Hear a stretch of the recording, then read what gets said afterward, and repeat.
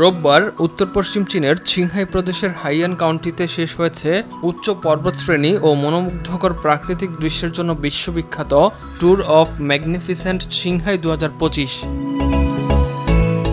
চলতি বছরের রুট ছিল চোখ ধাঁধানো মেনইউয়ানের সরিষার ফুলের মাঠ, ছিলিয়ানের তুষারশুভ্র পর্বত ও তৃণভূমি, হুচোর থু জাতিগোষ্ঠীর ঐতিহ্যবাহী সংস্কৃতি এবং যাযাবর ঘোড়সওয়ারদের উল্লাসমুখর সমর্থনের দৃশ্য এই প্রতিযোগিতাকে পরিণত করেছে এক অপূর্ব সাংস্কৃতিক ও প্রাকৃতিক অভিজ্ঞতায়।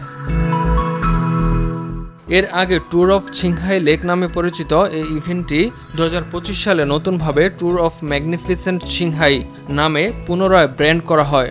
2002 সালে প্রথমবারের মতো আয়োজিত এই উচ্চতার রোড সাইক্লিং প্রতিযোগিতাটি বর্তমানে এশিয়ার অন্যতম মর্যাদাপূর্ণ রেস।